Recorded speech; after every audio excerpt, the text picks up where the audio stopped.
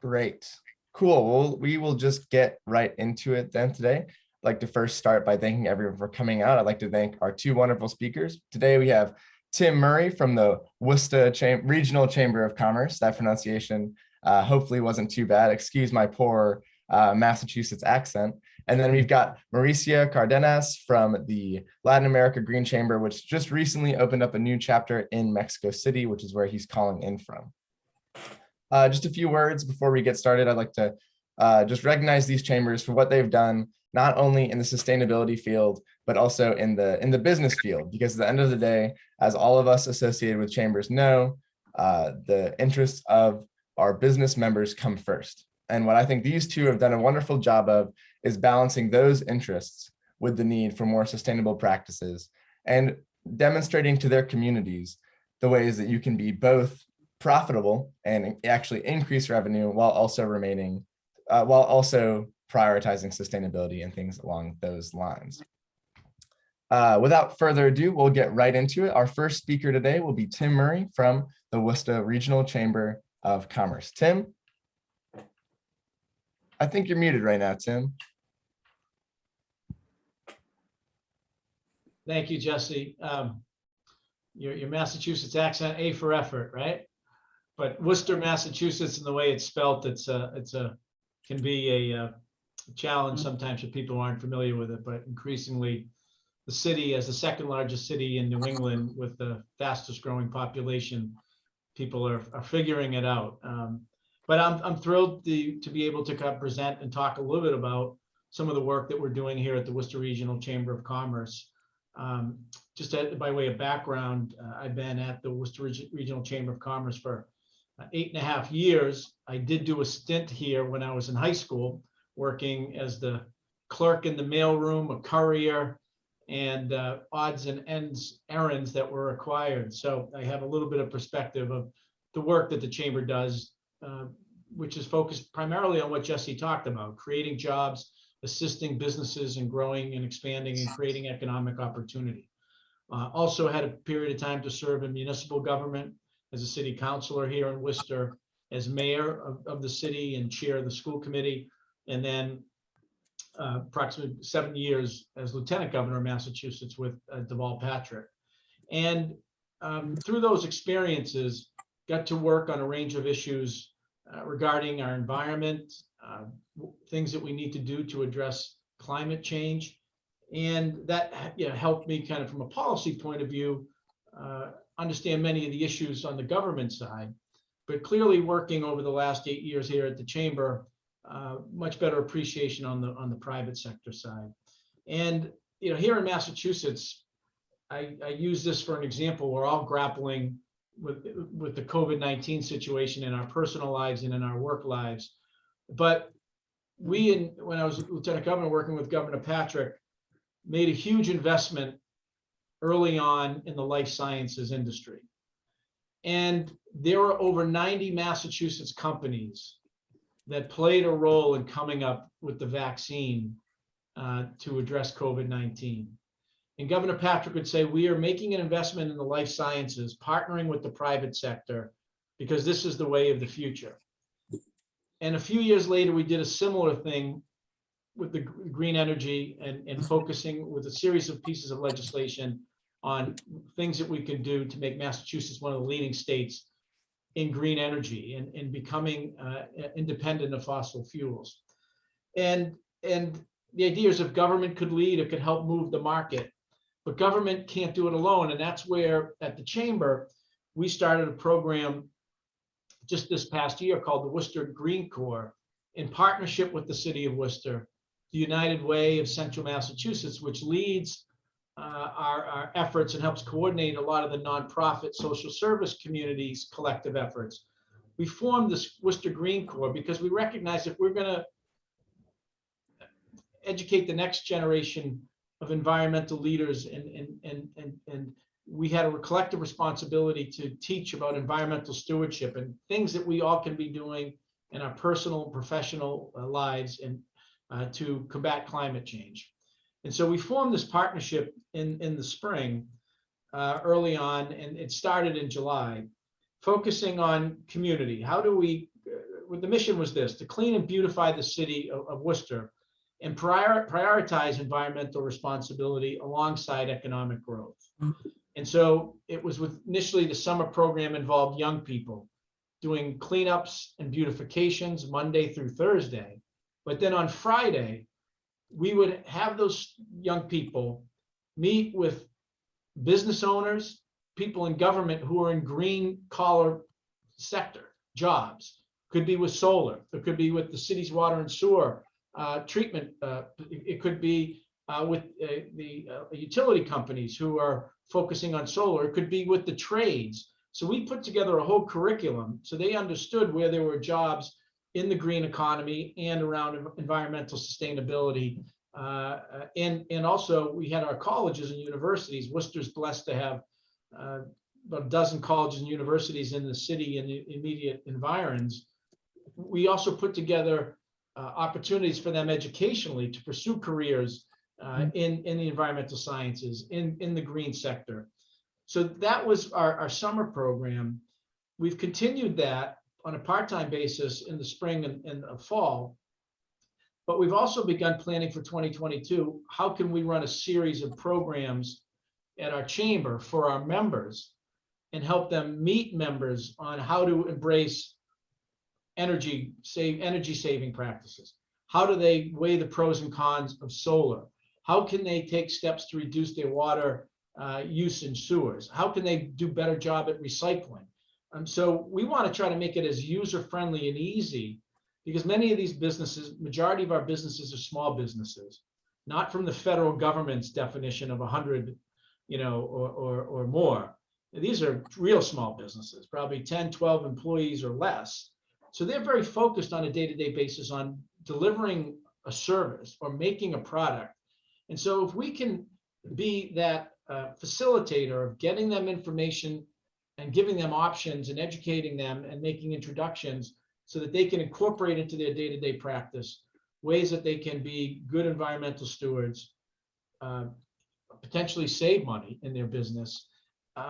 That's what we're going to be focused very much on in 2022, along with the clean up and beautification efforts with the city, which includes working on our blue spaces in the city and cleaning up waterways, the gamut. And so it's been getting a lot of traction. Just some of the data that we've been working with the young people in terms of the cleanups and beautifications, 7,000 pounds of litter, nearly 1,000 bags of trash, a dozen greenery projects across the city, and volunteering. So we also have a paid piece and a volunteer component, and that is alongside with this whole work around working with our businesses and how they can incorporate in their short and long-term planning green practices and good environmental stewardship. And so we're rolling this out. The great news is a number of our businesses, large and small, are looking forward. How can they volunteer? Can they attend an event where we could have our Green Corps coordinator and assistant come in and talk about things that they can be doing? It's in a very short period of time, 6 months, it has generated a lot of attention and support. And to me, that is a good sign in terms of creating a sustainable partnership between the city, the chamber, and the nonprofit community that thinks both short-term and long-term, cleanups and beautifications, but long-term sustainable practices that businesses and nonprofits can incorporate. And then also making sure that our young people across communities, economically, geographically, communities of color, language, that really understand the future in green jobs and environmental best practices at the high school age, when they're kind of looking for those experiences and opportunities and internships. So that's kind of and as an overview. And our thought is, and I use the analogy with the life sciences, we are seeing how rapidly things are changing, as it relates to fuel and the environmental urgency that we need to have to address the challenges of climate change. And that is unlocking and creating these industries and expanding these opportunities and need for workers in this space and for companies that are being created And if we can be a place in central Massachusetts, we are, as I mentioned, the second largest city in New England, 45 minutes west of Boston, really centrally located for all of New England. If we can be a place that is modeling and practicing those best practices, training the current and future workforce, as those companies look to grow and expand, they want to be in areas where they can have access to that workforce, that brain power, and I think just understanding of how important it is that we strategically in our businesses and nonprofit community and in government work on these issues together. Thank you so much, Tim. Really, really amazing stuff from there. I'd like to take a moment to commend you. We've had a lot of speakers on these webinars in the past, but to have a chamber representing a city as large as Worcester, which I'll be completely honest, I did not realize was quite as large as it is until doing a little more additional research. But a really growing city, a really trending upward city, it seems like, from everything I've seen, and to see what y'all have done in not only pushing for more sustainable business, but pushing with everyone, getting everybody involved. What you said about reaching across communities based on class, geography, color, age, all of that is so crucial as we continue to push forward with this movement. And I would just like to thank you for all of your hard work. Before we move on to our next speaker, I'd like to take a moment to remind everyone that at the end, we'll have a Q&A featuring both of our speakers. And if you'd like to submit questions, you can submit them to Ananya Krishnan, who is our Sustainable Research and Business Associate. You can just direct message her in the chat. For everyone just joining us, thank you so much. My name is Jesse Donck-rains. I'm the coordinator for the Chambers for Sustainability Coalition. Glad to have you all here. Moving forward with our next speaker, we've got the very honorable Mauricio Cardenas, from the president of the Latin American Green Chamber, the first Green Chamber in South America. Mauricio, are you there? Yes, I'm here. Great, go for it. Thank you. Well, first of all, I want to thank Tim for his endeavors. I have to say that back in the mid-'80s, I was a student at Clark University in the heart of Worcester. So I knew firsthand, it's gonna be 35 years now, the progress that Worcester, Massachusetts has done as far as environmental and sustainability work, because I spent a fall summer attending a program called Environmental Resource Management, which was sponsored by Exxon Educational Foundation. So it is a nice coincidence to be with you on today's session, Tim. Well, Mauricio, thank you for that. And I would just mention that the two individuals that we hired to lead our Green Corps effort are both Clark University grads. It's a small world. Okay, so now let me get into the overview of what we at the Latin America Green Chamber of Commerce have been doing over the last 9 years. We started our operations in Colombia because of a connection with California, particularly the then San Francisco Green Chamber of Commerce. And over time, we've expanded into a membership of close to 500 small and medium-sized businesses, at least half of them startups, not even with commercial operations, but with a business idea, because that's one of our offers. We incubate green startups. In the last 2 years, we've expanded to Mexico.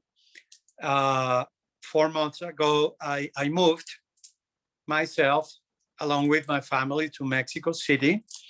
And I'm happy to report that in a week's time, on December the 9th, we'll launch our official presence as the Mexico chapter for the U.S. Green Chamber of Commerce. This morning, the woman director of the Mexico chapter, who is here in the audience, and myself, her name is Elvia Cisneros, and we've worked together for over 20 years. This morning, we had the pleasure of connecting for the nth time with the leading engineering school in Mexico, which goes by Monterrey Tech. And we closed the deal, meaning that they are going to be as speakers in our launch, and that what we started talking about 2 years ago, which is supporting the startups, Monterrey Tech enjoys one of the top 10 entrepreneurial centers in universities around the world. You heard me right.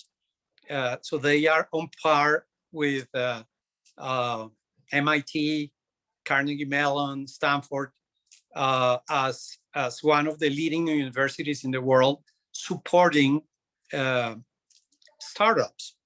In this particular occasion, we talked or started talking about how we, from the Mexico chapter of the U.S. Green Chamber, may support their student and professor-led startups in the search for technologies that will thrust climate action. So that's just one of the news that I wanted to break as I speak about what we are doing. The other news in this overview has to do with our relationship with a major attorney office here in Mexico City.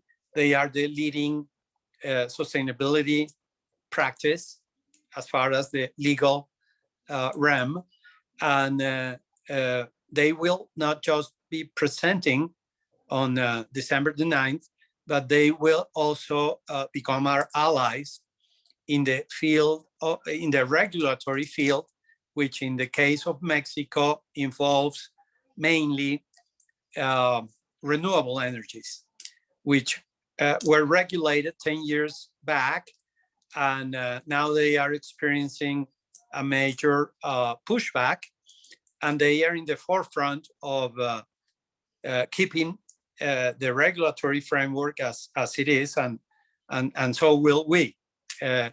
In Colombia, in the last 9 years, we've been contributing to public policy making. We have a relationship there with the Secretary of the Environment, not just at the national level, but also at the local and regional level. And we expect to have a similar role here in Mexico as well. So on that note, I'll stop, and whatever people need to know about our value proposal in Mexico, I will be happy to answer. Thank you. Thank you so much, Mauricio. I'd also like to commend you on just the many different services over those 9 years that you've offered to your members. Looking at your website, I see that you offer not only incubation, but consulting on and training on natural resource management, socio-environmental innovation, social responsibility, and a myriad of other areas, all very important to pushing our business communities to be more sustainable while also maintaining those profit margins that are necessary for business survival. With that, we're going to move into a Q&A. So again, please message Ananya Krishnan in the chat, and she will relay your questions to the speakers. Ananya, you ready to go?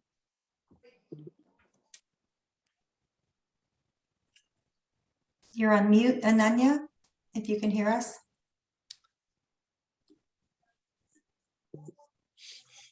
Let's see. And I know Ananya was saying she was having some internet issues, so that might be the problem. There she is. Hi, I'm so sorry. I think I've got a stable connection now, but we'll see. Are we ready to jump into questions?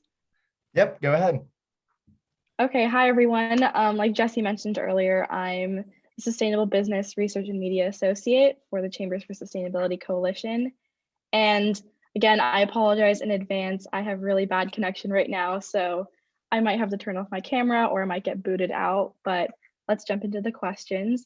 The first one I have is for Tim.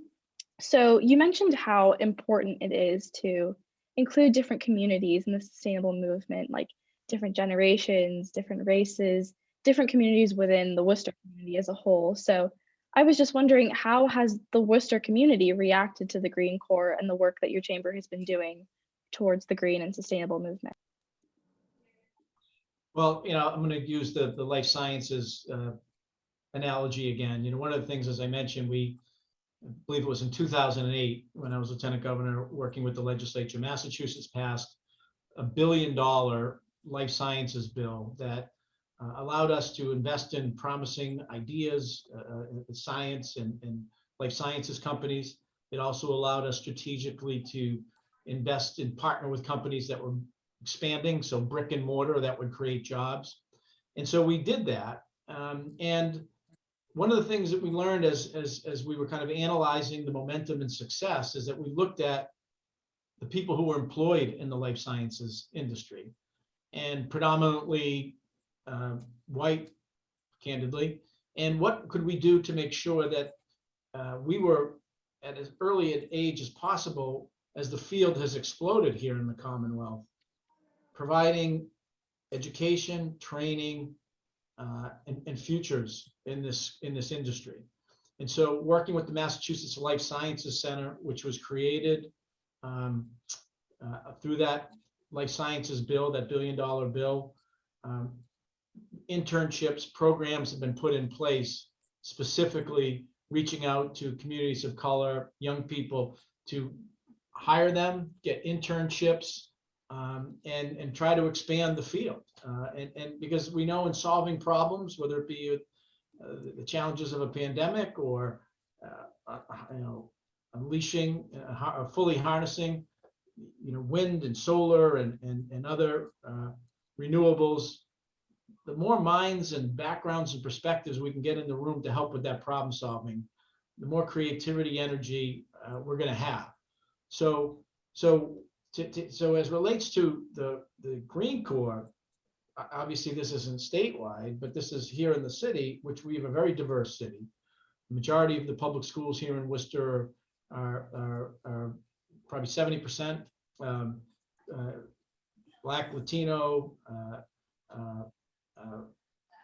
large Vietnamese population. So we want to make sure that as this sector grows here in the city and in the Commonwealth, that we are engaging our young people and letting them know that here are the both educational and employment opportunities in the green space, and then giving them some hands-on opportunities. I mean, one of the things, as I mentioned, on those Friday during the summer, and as we do now, is it's not just having somebody come in and speak to them, but it's bringing them on sites and in locations to see how green practices and policies are being implemented on a day-to-day basis by professionals who are doing the work, going to understanding where there are educational training programs and majors at college. So we think that's a really important piece to what we're trying to do here, as a way to kind of diversify the workforce and let people know that there are going to be great opportunities on a field that is going to grow exponentially as we go forward. I want to just jump in here just for a moment. Thank you so much, Tim. I think your program, I don't recall having a Chamber of Commerce that's shared such a program with us in this series. And so I really commend you on what you're doing. And I also want to point out, we have Dr. Wassam with the Global Ambassadors of Sustainability with us from Gaza. And he works with university students all around the world and really sharing information. It might be, I know even we as the US Green Chamber through our Global Climate Pledge are really trying to work with more of the youth and bringing up that level of commitment to sustainability and really the skills that people will need to transition into the green economy. So I just wanted to point out Dr. Wassam and thank you for joining us at such a late hour from Gaza. Go ahead, Ananya. Yeah, so my next question kind of leads into that. Do you think that you mentioned like incorporating younger generations? Do you think there are any other ways to amplify the chamber movement in regards to sustainability in regions like central Massachusetts and across the East Coast and the country? Well, you know, as I mentioned, Ananya, most of our businesses, 80–90% are small businesses. And I think most of them instinctively want to do the right thing. And the question is providing means and ways. They don't necessarily, again, as they're focused on a day-to-day basis on delivering a good a service, making sure they meet payroll every week. If we can have other chamber member businesses that are in clean energy spaces or environmental best practice spaces, introduce them and facilitate, and they can then, hey, we can do these things for you, or here are some pros and cons, or here's you know, what the investment would take and how it would more than pay for itself.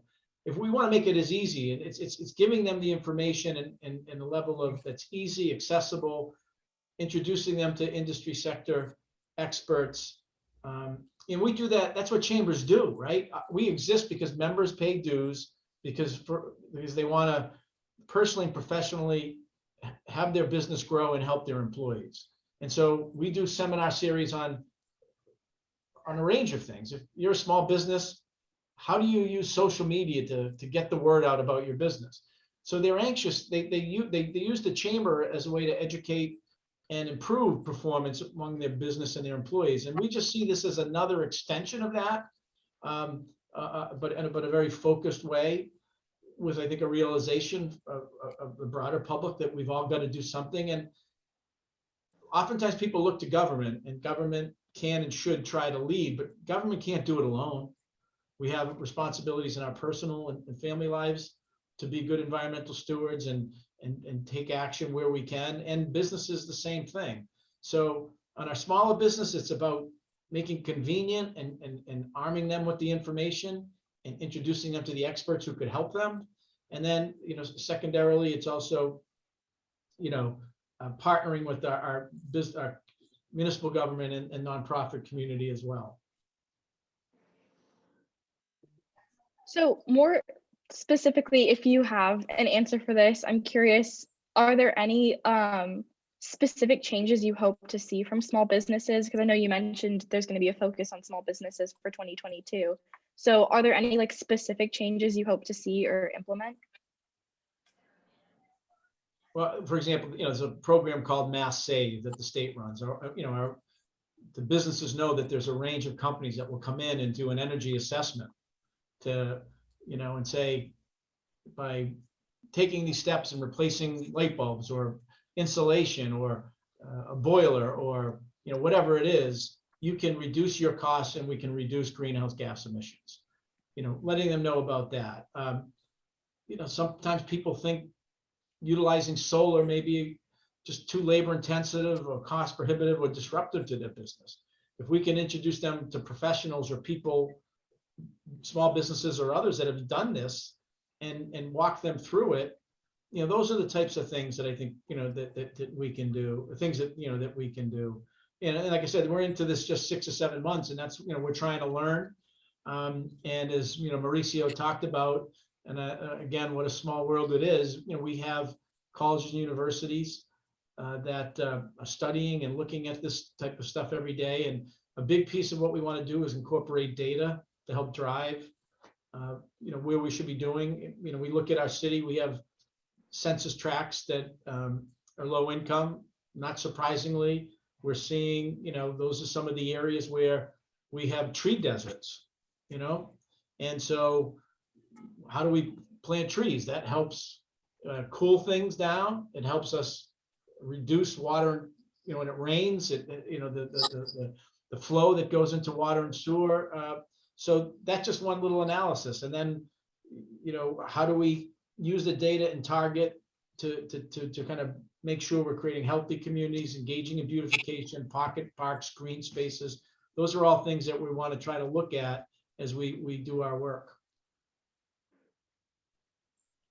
That's great. Thank you so much for sharing that. And for my next question, I think we're going to shift gears a little bit. And I wanted to ask both you, Tim, and Mauricio, you've mentioned the impact that COVID has had.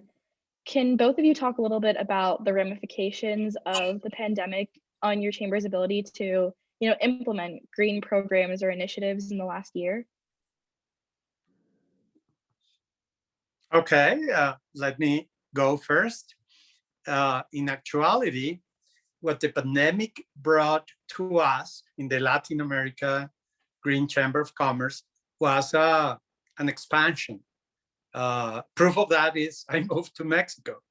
But the most important proof is how we stopped being a local chamber based in Bogota, the capital city of Colombia, to reach out to a number of communities throughout Colombia. That's 90% of the membership in the Latin America Green Chamber of Commerce, all the way to several countries.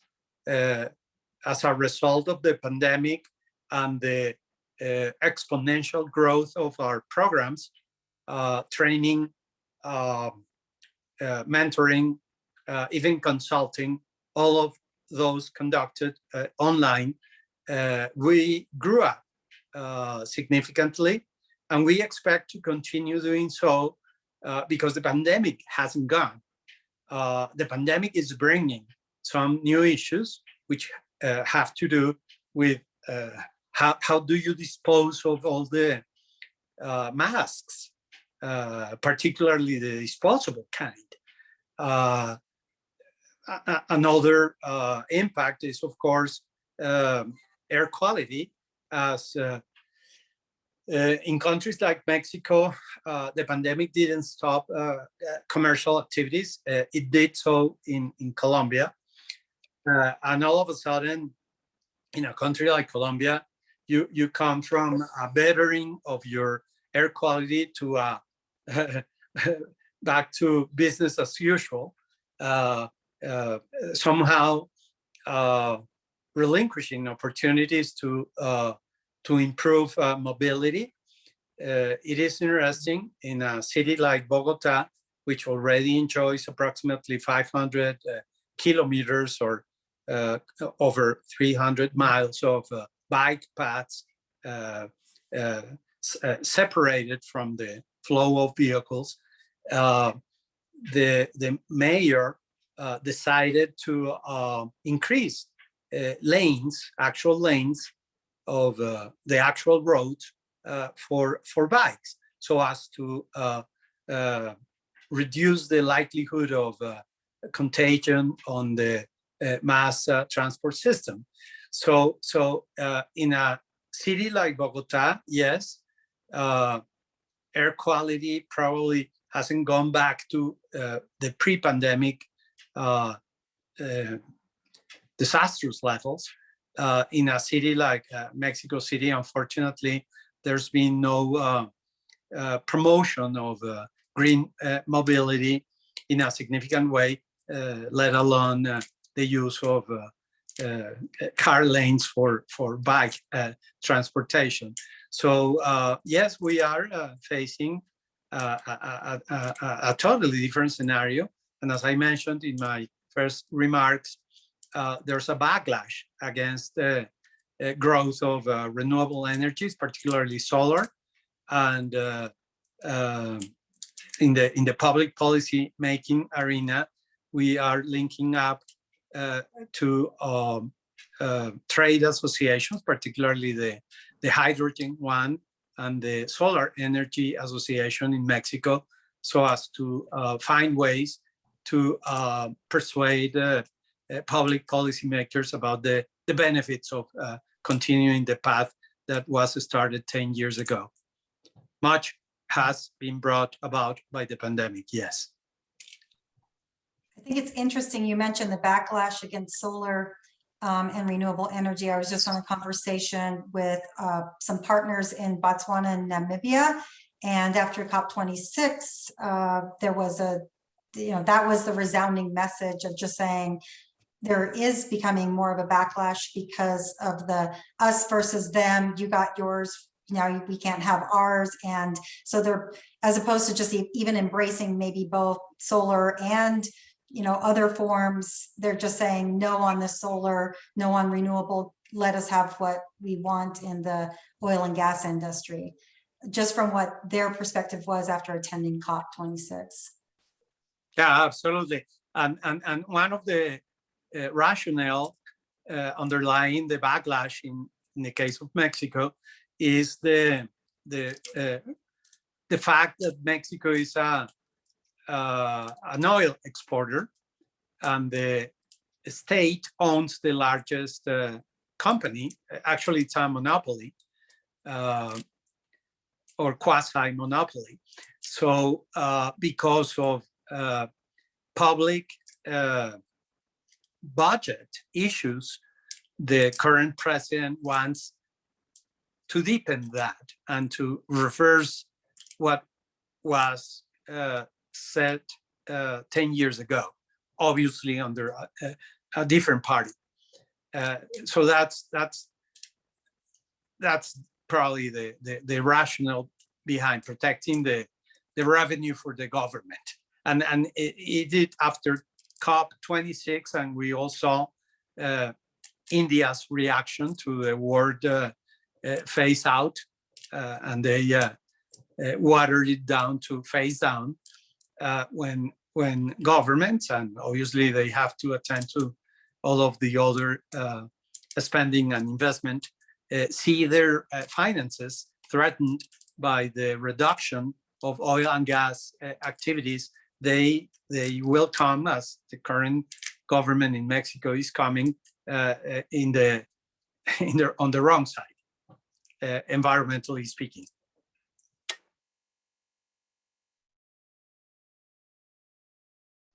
And I would just say, to the question, there have been conversations with our chamber board and executive board over the last couple of years of, how do we engage and incorporate this issue of working with our businesses to understand best practices that they can incorporate in their day-to-day functioning that are sustainable, environmentally friendly, and help us combat climate change. So we've been having those conversations for a couple of years on how do we kind of do that, and kind of looking around a little bit. And COVID hits, everyone's focused on just kind of reacting and addressing everything that was going on with COVID. And we opened up our services for over 6 months to non-chamber member businesses to help them as they were trying to survive, access loans, educating them, getting them the information that we were sharing with our members on paycheck protection programs and different state and local programs that exist. So we were very focused on that. Serendipitously, prior to COVID, the Boston Red Sox AAA farm team was in the process of relocating from Rhode Island to Worcester, and a new ballpark was being constructed. Opening day was supposed to take place in April of this year. Because of COVID, it was delayed until May, and until mid-June, there was a cap on how many people could attend the ball games. And notwithstanding that cap and a delay of the season, and I'm going to do my chamber thing here, despite those caps and the delay of the season, in all of minor league baseball, the Worcester Red Sox had the 6th highest attendance in the country, over 300,000 visitors. And I say that because, well, the community kind of swelled with pride to have this inaugural brand new ballpark and team, and it was great family friendly baseball. One of the things that we heard from people coming in was they were, as they were coming into the ballpark, parking and walking, that the city was not as clean as they maybe thought or hoped it should be. And even some people in the city and business owners commented that we got to do a better job. And we heard that. There was some public conversation in that at City Hall. And so we said, we got to play a role in this. And how do we take our conversations around introducing programming around environmental best practices and sustainability? Maybe this cleanup beautification piece can be a piece of it. And it all came together pretty quickly. And as I mentioned last June, where we said, we've got to make a decision, even if it means we've got to put some money up front. We met with the city manager and the mayor, the head of the United Way, and we just put this thing together. And it's been, you wouldn't think in ordinary circumstances you would do this under COVID, but we felt we had an immediate need. Let's just hold hands and jump, and that's what we did. Yeah, that's so great to hear about in this tumultuous time where so many things are unknown. It's nice to hear about communities coming together. And so my next question for Mauricio kind of goes along those lines. Have you seen any community, enthusiasm and interest in Mexico City? Because I know you mentioned that you've been getting a lot of backlash and pushback there. Has there been any positive feedback? Yeah, absolutely. As we did for 9 years, and we will continue doing so in Colombia. For us as a chamber, we're nothing if we are not members of the communities that we are involved with. So when you see, for the Colombian case, the list of our ally organizations, I mean, they fill up 2 slides on PowerPoints. So it is an inordinate number. And people say, are you serious? Are you connecting with all those different industries and different regional community organizations? And yes, conventional chambers of commerce? The answer is yes. We listed, along with Elvia, the director of the Mexico chapter of the U.S. Green Chamber of Commerce, a couple of days ago, the alliances that we've forged in only the last 4 months. And they didn't fill out an entire slide, but they are multifold. And what that entails is an obligation for us to join hands with, let me give you a few examples. I already mentioned the Hydrogen Association in Mexico, the Solar Energy Association. There's a global competition which is led by a local consulting company with links with Netherlands. They run the biggest global competition for climate startups. They are present in 57 different countries, including Colombia and Mexico. And thanks to them, when we launched our first online forum, which was Climate Week in late September, we were able to attract at least 15 speakers who come from the green startup movement. And I call it a movement because it is really spreading everywhere, not just in Mexico, but in the rest of Latin America and the world, for that matter. And obviously, we have to speak their language. We have to represent their interests if we are going to be their allies. And yes, they've introduced us to key stakeholders for our work. Let me just list out what we understand of as key stakeholders. The first stakeholder is the green startup movement.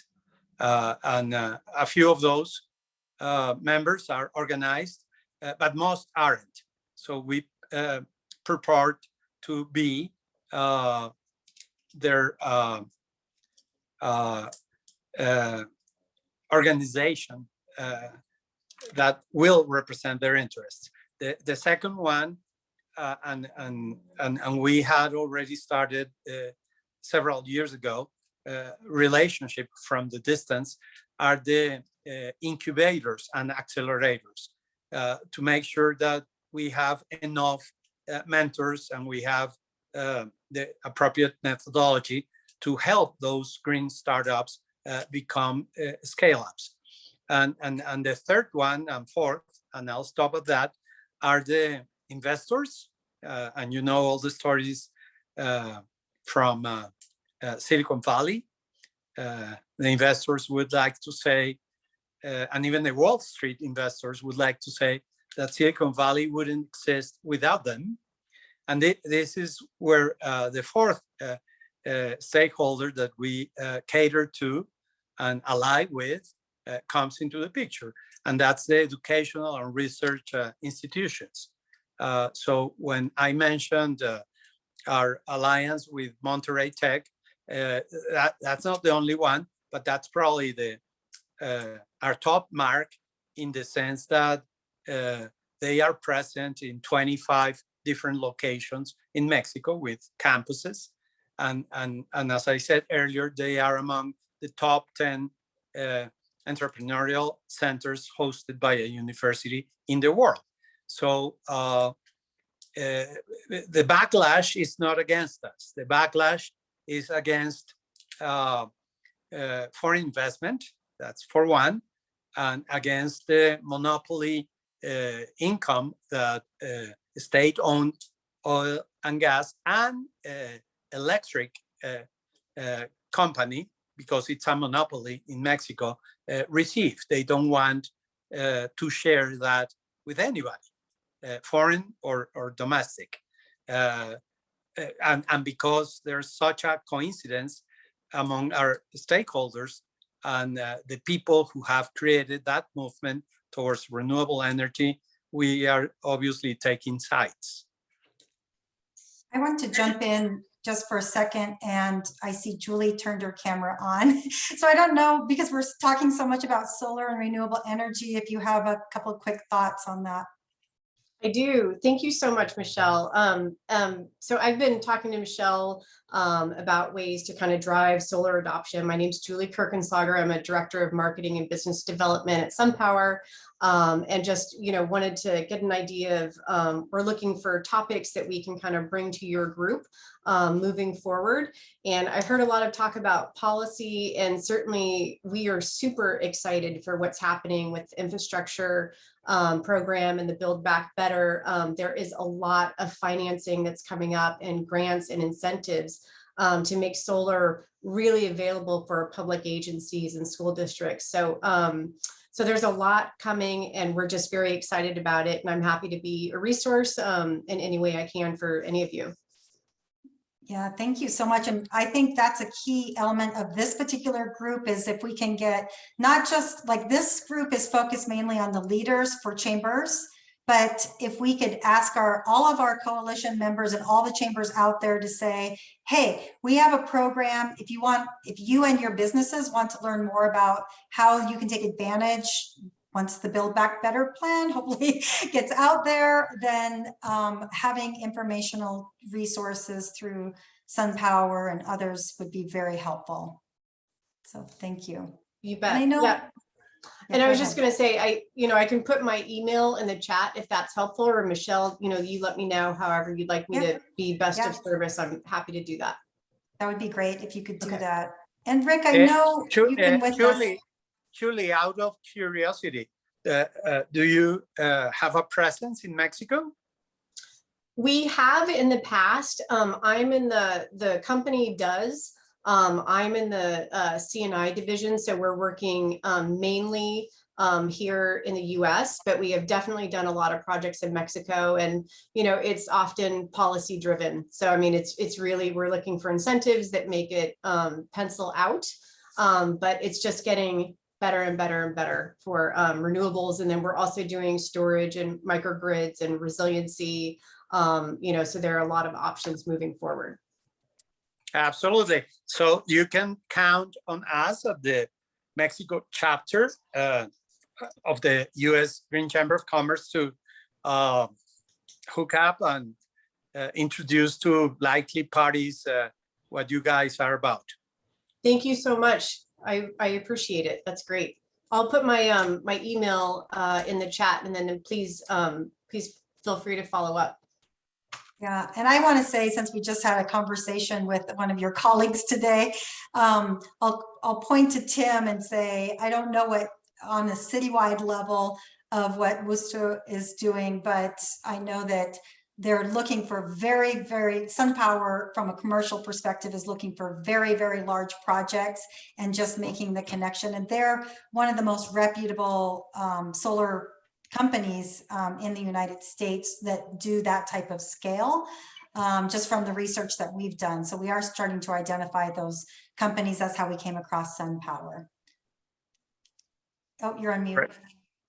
The city has been pretty aggressive. Happy to help make any introductions. The city has been pretty aggressive. I think on a former landfill in the city, I think it's the largest solar array on a municipal landfill in Massachusetts and maybe New England. Several of the new schools have incorporated solar, and some parking lots now, but I think obviously they want to continue to look at doing more.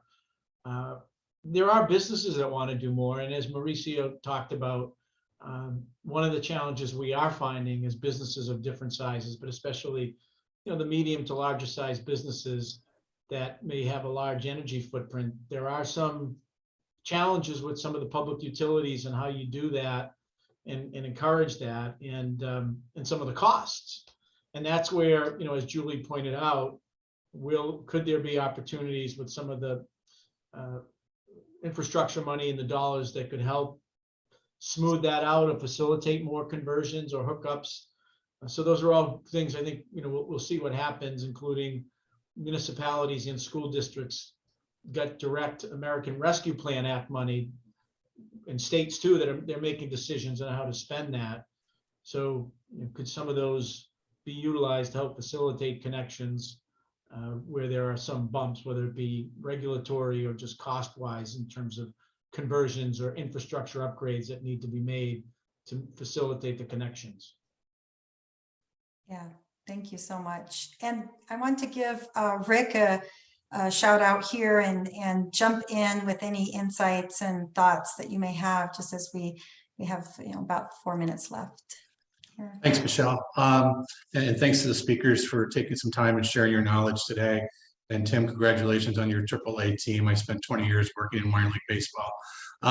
Just a real quick question for Tim. As Michelle knows, our chamber recently joined the U.S. Green Chamber and really want to have some type of green initiative rolled out for 2022, and love your Green Corps program.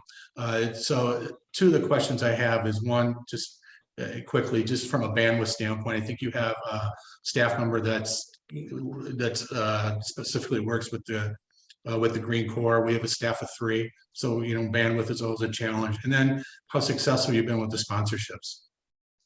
Yeah, as I said, we launched it really in June and began operation on July 1st, or right after the 4th of July. We got the okay from the board to spend a little bit of money of our own to kind of help get it running. United Way of Central Mass put $25,000 on the table through the City of Worcester Summer Jobs Program. They committed some dollars, and we worked with a local organization that kind of handles that summer youth piece on a regular basis, called the Worcester Community Action Council. So we were able to kind of quickly put it together. And you know, we'll have spent $30,000 on it this year. Again, it's a half year program on the chamber side. But I can tell you already, Rick, and the United Way said their 25,000 will be an annual commitment. We have had a half a dozen businesses come up and sponsor for next year. So we already are very close to $100,000 next year between the United Way, the city piece, and the sponsors that will pay for a full year of the program. And we're excited about that. And you know, some of it could be, you know, sponsoring some and paying for some of the young people to be employed.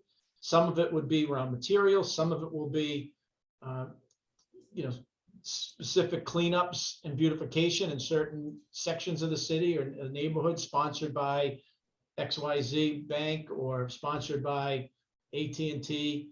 So that's a component of it as well. So it's really a public-private partnership that we think, based upon the response to date, is a sustainable model. I want to say thank you. And any part of that, Tim, and I say this to Mauricio and Rick, and any of our other chamber leaders, any projects that you have that you are willing to share, any part of it that can go into a repository that each of us can share back and forth. That's what we're just looking to make each other stronger as we move forward. So you don't have to, but I'm just offering that up because it sounds like you have a really unique program that we haven't heard about before. And I know we are out of time, so I just want to thank everyone for joining us today. Jesse, thank you so much. Ananya, our speakers, Tim and Mauricio. Thank you, Julie and Rick and Elvia for joining. Dr. Wassam, thank you for coming in and being here at such a late evening. And all of our other speakers I see, or all of our other participants I see, Edward and Jolene and Nancy, and prior team members that we have here as well. And I do want to say, I know we're just right on the mark, but one project that I want to mention that we're going to be rolling out in the new year that does affect and can affect all chambers of commerce is it's a version of an Airbnb. So we think of Airbnb, but a business to business version of that. So it's businesses sharing extra resources with other businesses within your community. And so you can do it independently of a platform that we will have, but chambers will have an opportunity to come in and have your own system right within our space, to where your entire city of Worcester can really come in and put out all your businesses within your city and or your chamber within the system. And so if they have extra extra office space, extra materials, extra equipment that they would like to share, just like you have a house with an Airbnb, you're then able to share it with others. So it's it's part of the circular economy, it's part of the local economy. It's perfect for chambers of commerce. So we will be rolling that out in the next year. So I'm just giving heads up now, and we will be reaching out to each of you, but I think it's a really cool, unique opportunity to build upon our circular economy. But I'm so sorry to go 2 minutes over, but I wanted to mention that. And again, thank you so much. This has been recorded. It will be up on our Chambers for Sustainability website, and we look forward to connecting with all of you. Have happy holidays. We won't see you again till after the new year, and happy new year. Thanks, everybody. Thank you.